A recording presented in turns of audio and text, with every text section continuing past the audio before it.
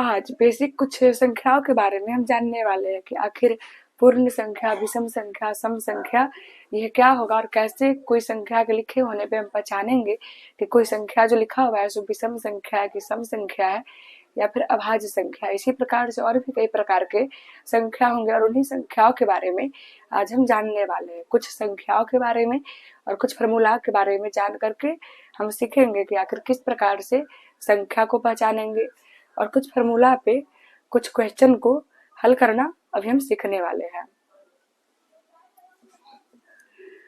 पहला आपका होगा पूर्ण संख्या। कई बार जब प्रश्नों को हल आप करेंगे, आपको फिर से कहना चाहेंगे कि कई बार कुछ प्रश्नों को हल करने आप जाएंगे और उन प्रश्नों को हल करने के क्रम में वहाँ उस प्रश्न में पूर्ण संख्या आपका लिखा हुआ होगा। आप जानेंगे कि आखिर पूर्ण संख्या जो है वो क्या होगा। पूर्ण संख्या को होल नंबर भी कहा जाएगा। और नंबर के लिए NO हम लिखेंगे वो चलेगा। फिर से आपको कहना चाहेंगे कि पूर्ण संख्या हमारा जो होगा उस पूर्ण संख्या को होल नंबर भी हम कहेंगे। अब होल नंबर क्या होगा? मुख्य रूप से कोई भी संख्या जो आपका जीरो, ये जो पूर्ण संख्या आपका है, जीरो पर से शुरू होकर असंख्य भर होगा। मुख्य रूप से 0, 1 और इसी प्रकार से एक लाइन से संख्या को आप लेंगे जो कि असंख्य भर होगा और असंख्य भर होगा उससे आप क्या कहिएगा? पूर्ण संख्या। कई बार प्रश्नों को आप हल करेंगे और उन प्रश्नों को हल करने के क्रम में आपसे पूछा जाएगा पूर्ण संख्या के बारे में। सिंपल भाषा में आपको कहना चाहेंगे कि पूर्ण संख्या आपका जो होगा उसे हम होल नंबर भी कहेंगे। होल नंबर क्या होगा? ये जो होल नंबर आपका होगा जीरो से शुरू होकर के असंख्य भर में होगा, यानी कि जीरो से आपका शुरू होगा और जीरो से बड़ा कोई भी संख्या असंख्य भर में जो होगा उससे आप क्या कहिएगा? पूर्ण संख्या आप कहिएगा। क्लियर होगा आप लोग का अच्छे से? एग्जाम्पल के लिए 5 आप चेक कर लीजिए। 5 आपका जो लिखा हुआ है जीरो से बड़ा आपका लिखा हुआ है, पूर्ण संख्या होगा। 0 भी पूर्ण संख्या आपका होगा क्योंकि होल नंबर आपका जो है ना जीरो को लेकर के और जीरो से बड़ा जो भी संख्या होगा उन्हें आप होल नंबर जो है कहिएगा। -1 आपका किसी प्रकार से पूर्ण संख्या जो है नहीं होगा। -1 किसी भी प्रकार से पूर्ण संख्या आपका नहीं होगा और इसका मुख्य कारण यह है कि ये जो आपका संख्या है जीरो से कम होगा। कुल मिलाकर के आपको ये कहना चाह रहे हैं कि कोई भी संख्या जो जीरो हो या जीरो से बड़ा हो उन्हें आप होल नंबर कहिएगा और उसी में कोई नंबर अगर आपका जीरो से कम होगा वो आपका होल नंबर नहीं होगा। क्लियर होगा आप लोग का अच्छे से? बढ़ेंगे हम अगले संख्या की ओर।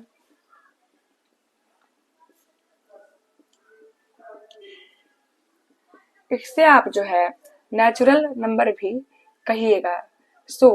आपको अब जानना है कि नेचुरल नंबर जो है वो क्या होगा। जिस प्रकार से होल नंबर यानी कि पूर्ण संख्या जीरो से शुरू होकर के असंख्य पे जाके रुकेगा, उसी प्रकार से नेचुरल नंबर आपका जो है 1 से शुरू होकर के असंख्य पे जाके रुकेगा। मुख्य रूप से कोई भी संख्या जो 1 से शुरू हो और असंख्य पे जाके रुके, यानी कि 1 से लेकर के असंख्य भर में कुछ भी हो जाए, या और आसान भाषा में आपको ये कहना चाहेंगे कि 1 से बड़ा जो भी संख्या आपका होगा वो संख्या नेचुरल नंबर होगा। 1 कुछ इस प्रकार से असंख्य भर में जो भी आपका संख्या होगा उन्हें आप नेचुरल नंबर जो है कहिएगा। Whole number, natural number. Whole number किसे कहिएगा? जो आपका जीरो से होगा शुरू, असंख्य पे जाके रुकेगा।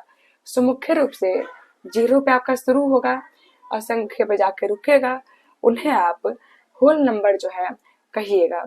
और यहाँ पे नेचुरल नंबर आपका कोई भी नंबर जो 1 से आपका शुरू हो और असंख्य पे जाके रुके उन्हें आप नेचुरल नंबर जो है कहिएगा। अगला संख्या आपका होगा सम संख्या। सम संख्या को अंग्रेजी में इवन नंबर आप कहेंगे। फिर से आपको कहना चाह रहे हैं कि सम संख्या आपका जो होगा उसे अंग्रेजी में इवन नंबर आप कहिएगा। सो पहले हम जो है इवन नंबर का परिभाषा लिख लेंगे। इवन नंबर को ही सम संख्या हम कहेंगे।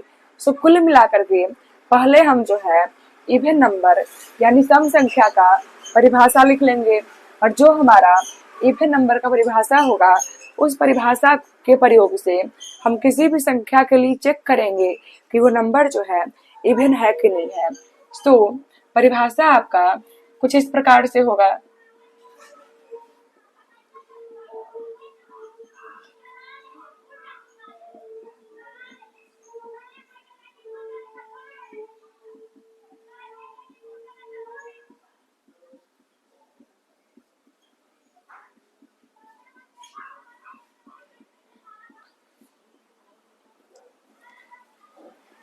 तो कोई भी संख्या आपका जो है ना, अगर आपको चेक करना हो, कुछ एग्जाम्पल पहले आप यहाँ पे लिख लीजिए। एग्जाम्पल आपका इस प्रकार से होगा, और इस प्रकार का जो है ना असंख्य संख्या आपका हो जाएगा। लेकिन अगर आपको कुछ भी चेक करना हो, यहाँ पर चेक कुछ नहीं करेंगे। यहाँ पर अगर चेक करना हो कि पूर्ण संख्या है कि नहीं, आप क्या कर लीजिएगा, चेक करिएगा कि संख्या जो है 0 या 0 से बड़ा जो है होना चाहिए, वो पूर्ण संख्या होगा या फिर होल नंबर आपका होगा। अगर आपको चेक करना हो नेचुरल नंबर को लेकर के, आप चेक करिएगा कि संख्या जो है 1 या 1 से बड़ा जो है होना चाहिए। अगर आपका संख्या 1 होगा या 1 से बड़ा होगा, 1 से बड़ा होगा, वो आपका नेचुरल नंबर होगा। लेकिन यहाँ पर चेक करने का विशेष नियम होगा कि जिस नंबर को आपको चेक करना होगा कि वो नंबर जो है सम संख्या है कि नहीं, आप क्या कर लीजिएगा कि नॉर्मल जो है उस संख्या में इस अंक से भाग करिएगा। अगर किसी भी संख्या में इस अंक से पूरा पूरा भाग लग जाए, उन्हें आप सम संख्या कहिएगा। और अगर किसी भी संख्या में इस अंक से पूरा पूरा भाग न लगे, उन्हें आप विषम संख्या जो है कहिएगा। एग्जाम्पल के लिए अगर आप चेक कर लीजिए कि आपके पास ये एक संख्या होगा और आपको कहा जाए कि आप चेक करिए कि ये जो है सम संख्या है कि नहीं है, आप क्या करिएगा, इस अंक से भाग करिएगा और भाग करके आप चेक करिएगा कि पूरा पूरा भाग जो है लगा कि नहीं लगा। जो कि कुछ इस प्रकार से भाग हम यहाँ पे कर लेंगे 6 आपका। अब अगर आप चेक करेंगे नीचे में 0 आपको मिला, यहाँ पे चूंकि नीचे में 0 आपको मिल चुका है, यानी कि इस अंक से इस पूरे में पूरा पूरा भाग लग गया। जब पूरा पूरा भाग लग जाए फिर क्या होगा, सम संख्या होगा। यानी कि 586 आपका एक प्रकार का सम संख्या है। 7 को आप चेक कर लीजिए, इस अंक से ही भाग करके आप चेक करेंगे। भाग करके आप चेक करिएगा, अगर आप स्वयं चेक करेंगे ना, पूरा पूरा भाग आपका जो है नहीं लगा हुआ है।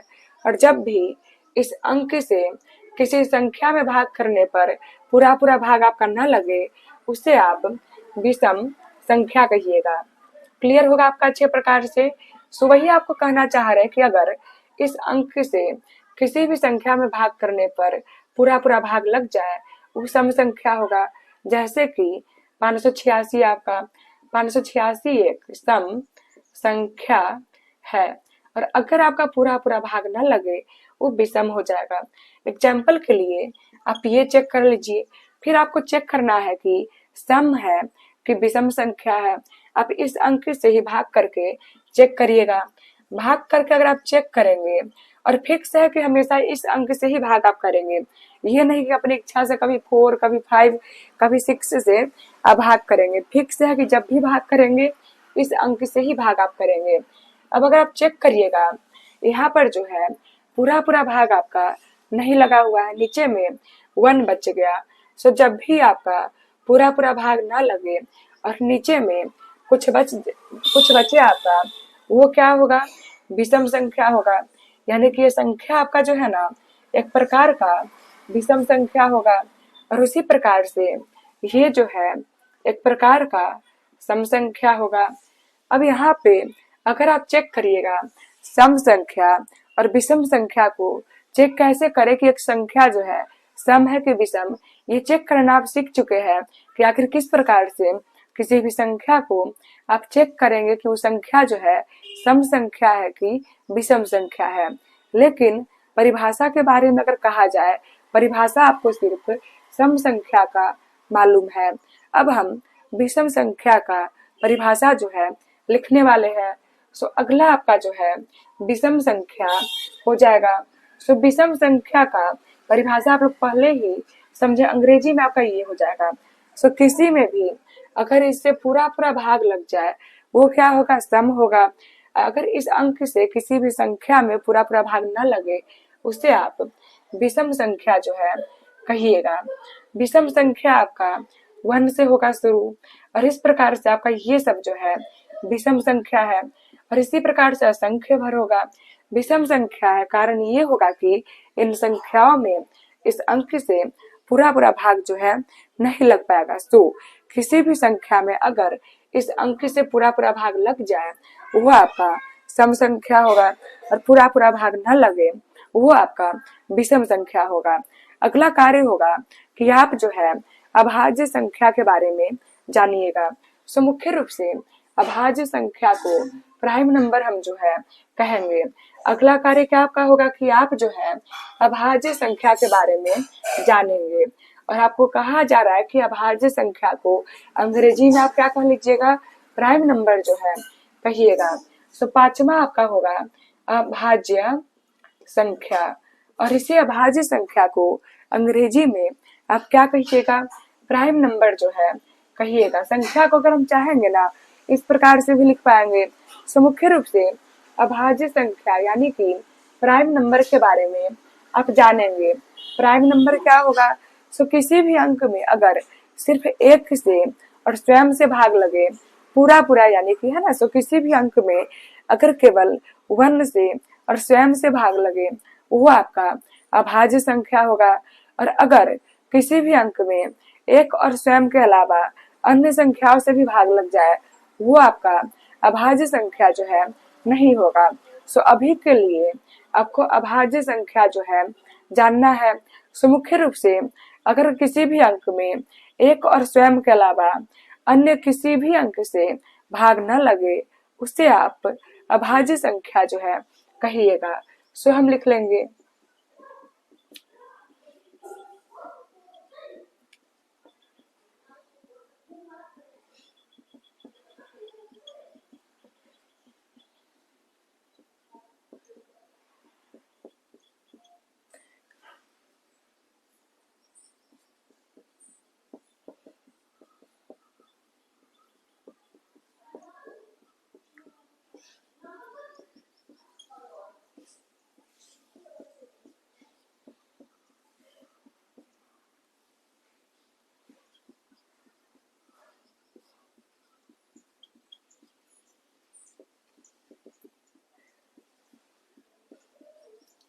तो अभी जो है पढ़िएगा, क्या पढ़ेंगे आप, अभाज्य संख्या के बारे में।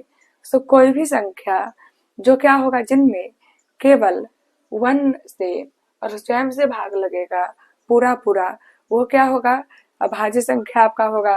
1 को अगर आप चेक करिएगा, 1 में क्या आपका होगा, केवल जो है 1 से भाग लगने वाला है, यानी कि ये आपका नहीं हो पाएगा क्योंकि यहाँ पर केवल 1 से ही भाग आपका जो है लगने वाला है। अगला आप चेक करिए कि 1 के आगे आपका ये हो जाएगा।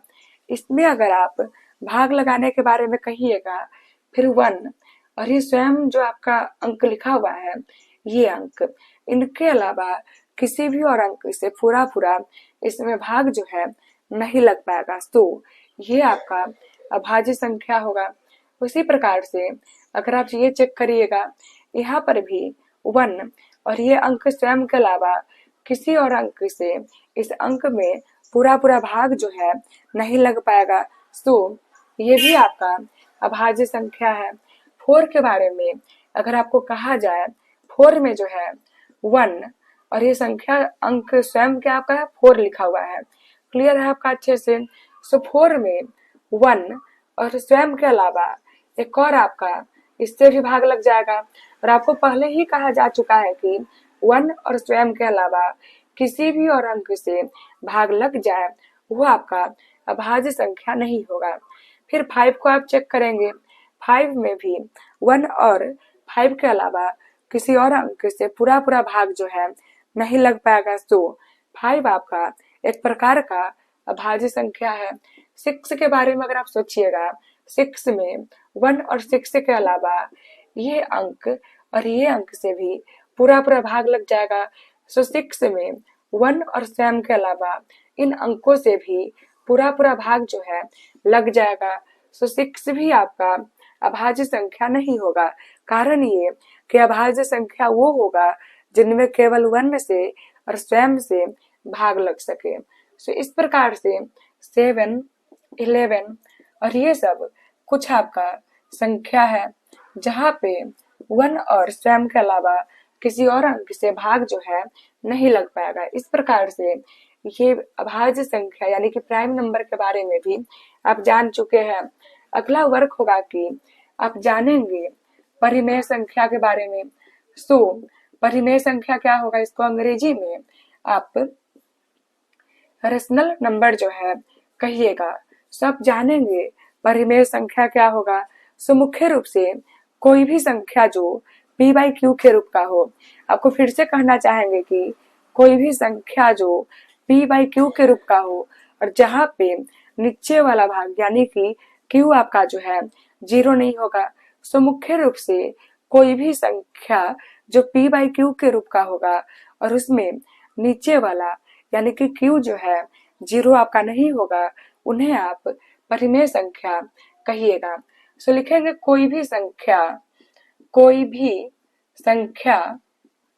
जो p/q के रूप का हो एवं जहाँ q का मान 0 नहीं हो, उसे हम क्या कहेंगे, परिमेय संख्या कहेंगे। सो फिर से आपको कहना चाहेंगे कि कोई भी संख्या जो p/q के रूप का होगा और जहाँ पे नीचे वाला जो वैल्यू है वो 0 आपका नहीं होगा, उन्हें क्या आप कह लीजिएगा, परिमेय संख्या जो है कहिएगा। बस एग्जाम्पल के लिए आप चेक करेंगे 5/6। अगर आप चेक करिएगा, ये ऊपर में भी p होगा और नीचे में q होगा और नीचे का ये जो भाग है 0 आपका नहीं है। सो ये आपका परिमेय संख्या होगा। कॉमा कुछ इस प्रकार से अगर आप चेक करेंगे, ऊपर का p होगा, नीचे का q होगा और सभी से मेन आपका कि नीचे का भाग जो है 0 आपका नहीं है। सो परिमेय संख्या आपका होगा।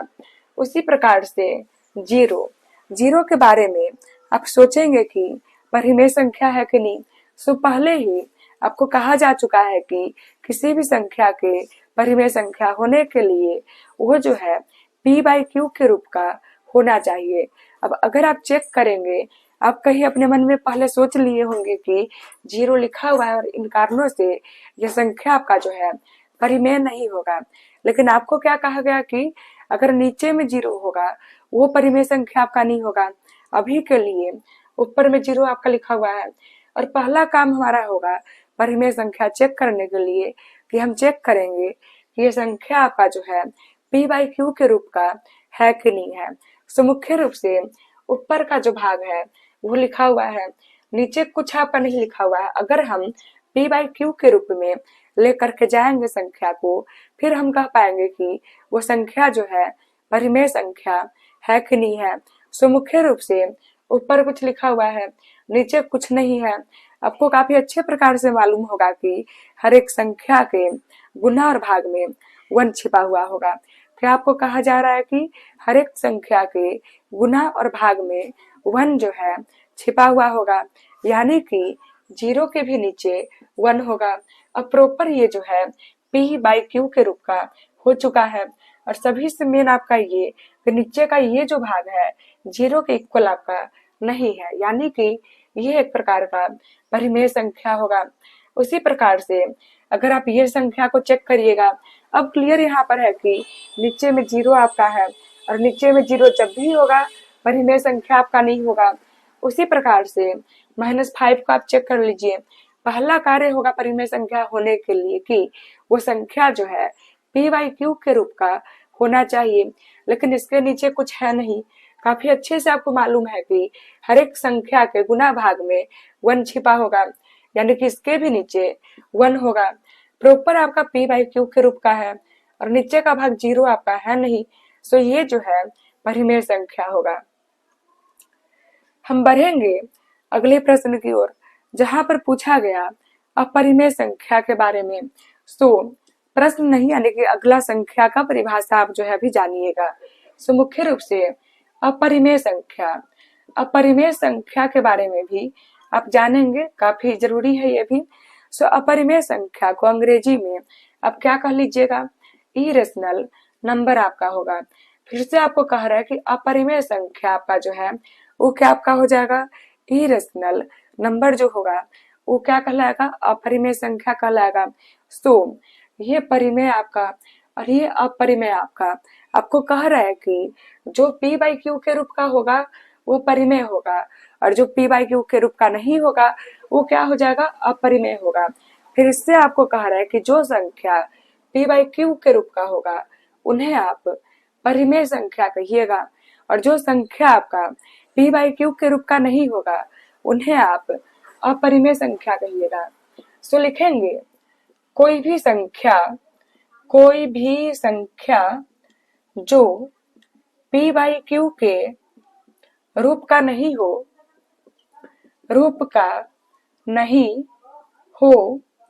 उसे हम क्या कहेंगे, अपरिमेय संख्या कहेंगे। वाक्य को पूरा आप कर लीजिएगा। कुछ एग्जाम्पल आप चेक कर लीजिए।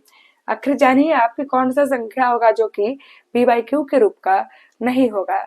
सो कोई भी संख्या जिनका वर्गमूल जो कि आपका करनी में होगा और करनी में हो करके उस संख्या का आप क्या नहीं निकाल पाएंगे, वर्गमूल जो है नहीं निकाल पाएंगे, उन्हें आप अपरिमेय संख्या कहिएगा।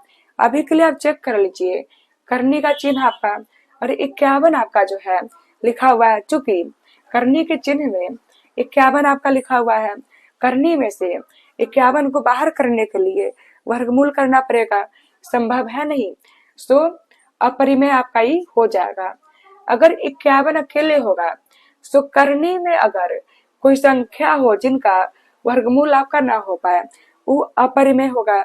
लेकिन अगर करनी के बाहर होगा फिर वर्गमूल के बारे में हम नहीं सोचेंगे, नॉर्मल इसके नीचे में 1 छिपा होगा, p बाई क्यू के रूप का हो चुका है, परिमेय संख्या होगा, यानी कि अपरिमेय आपका नहीं होगा। उसी प्रकार से इसको आप चेक कर लीजिए। पहले आप चेक करेंगे कि करनी में जो संख्या हम लिखे हैं ना उस संख्या का वर्गमूल जो है संभव है कि नहीं है। सो इस संख्या का वर्गमूल आपका संभव है, क्या होगा, 7 होगा।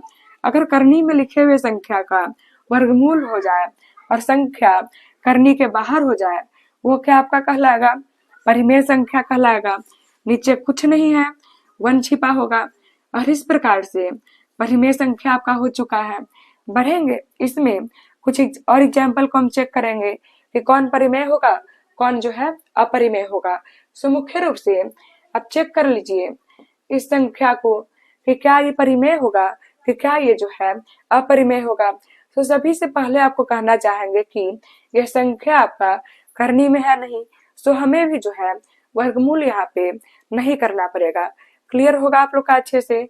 ये जो आपका संख्या है ये संख्या क्या आपका होगा, सो कहिए कि करनी में है नहीं, सो हमें भी क्या करना पड़ेगा, वर्गमूल यहाँ पे नहीं करना पड़ेगा। हर एक संख्या के नीचे 1 छिपा होगा। इसके आगे क्या अंक है आप चेक कर लीजिएगा, इसके लिए 1 0 और इसके लिए 1 0। अब अगर आप चेक करिएगा ये बचा नहीं आपका, बचा 105 और नीचे में 100। कुल मिलाकर के ये संख्या आपका जो है p बाई क्यू के रूप का है जो कि परिमेय होगा ना कि अपरिमेय, और हमको यहाँ पे अपरिमेय का चेक करना है। एक और एग्जाम्पल आप चेक करिए कि कभी कभी जो है ना ये लिख लेंगे एग्जाम्पल भी आपको आगे समझने में आसानी होगी।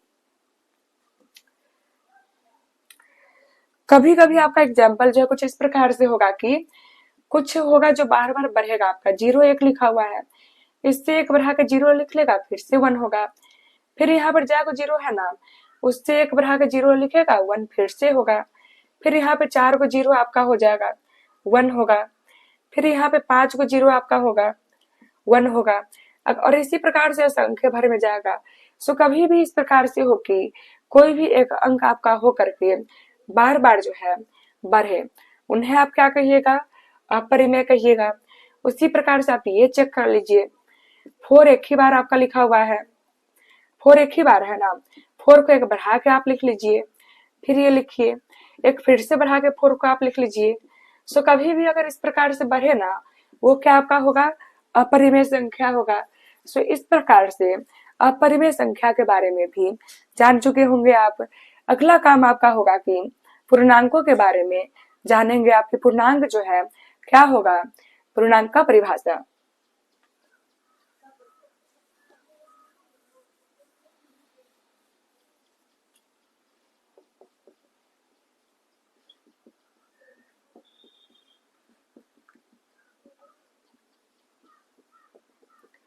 सो पूर्णांक आपका जो है माइनस में भी होगा, और क्या होगा, जीरो भी होगा, और प्लस में भी होगा। आपको फिर से कहना चाहेंगे कि जो पूर्णांक आपका है वो किस प्रकार से होगा, माइनस में होगा आपका, जीरो भी होगा, और प्लस में भी होगा, और वो क्या कहलाएगा, पूर्णांक आपका कहलाएगा। क्लियर होगा अच्छे से।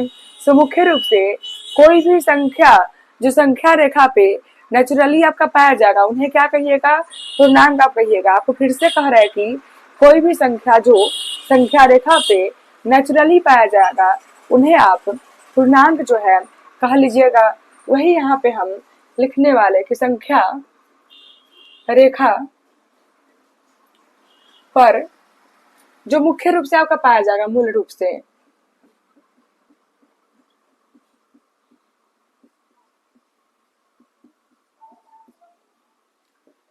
जो माइनस वाला संख्या आपका होगा, और कौन होगा, जो आपका प्लस वाला संख्या होगा, और क्या होगा, जीरो होगा। को इन सभी को मिला करके आप क्या कहिएगा, आप कहिएगा पूर्णांक आप कहिएगा।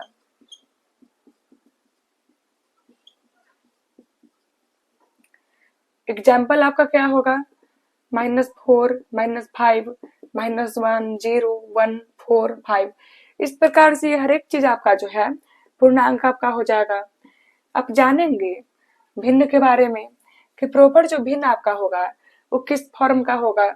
सुभिन्न भिन्न भी आपका जो है प्रॉपर पी बाई, इसको आप फ्रैक्शन कह लीजिएगा। क्लियर होगा आपका अच्छे से।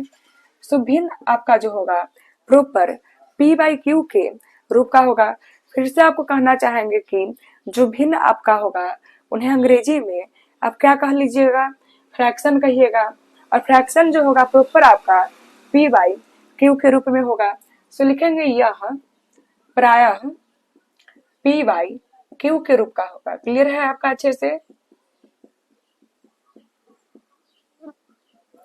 अब लिखेंगे भिन्न बराबर पी बाई क्यू, क्योंकि साफ आपको कहा जा चुका है कि भिन्न जो है पी बाई क्यू के रूप का होगा। अब अगर यहाँ पे चेक करिएगा, ऊपर का जो भाग होगा ना अंश आपका होगा, और नीचे का भाग हर होगा। सो कोई भी जो भिन्न आपका होगा उस भिन्न में क्या आपका होगा, ऊपर का जो भाग होगा ना अंश आपका होगा, और नीचे का जो भाग होगा हर होगा। आपको फिर से कहना चाहेंगे कि कोई भी आपका जो संख्या होगा उस संख्या अगर भिन्न आपका होगा ना, फिर कुछ ऊपर होगा कुछ नीचे होगा, पी बाई क्यू के रूप का होगा। और जो ऊपर होगा उन्हें अंश आप कहिएगा, नीचे जो होगा उससे आप हर कह लीजिएगा।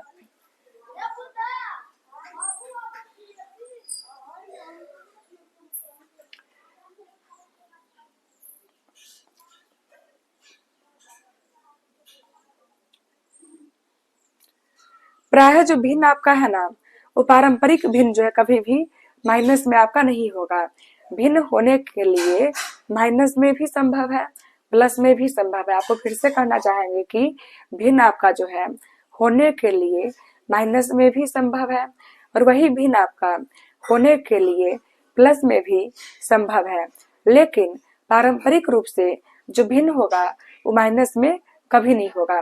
तो क्या आपको कह रहा है कि भिन्न जो है माइनस में भी संभव है, प्लस में भी संभव है, लेकिन जो भिन्न आपका पारंपरिक रूप से है, पारंपरिक रूप से कभी भी भिन्न जो है ना आपका माइनस में नहीं होगा। सो हम यहाँ लिखने वाले हैं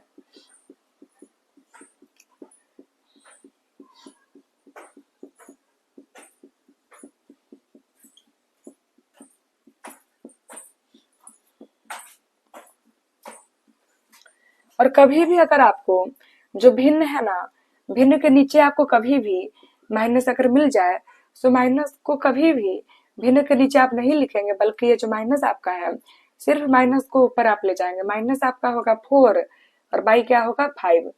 सो वही आपको कह रहे हैं कि पारंपरिक रूप से भिन्न आपका जो है कभी भी माइनस में नहीं होगा।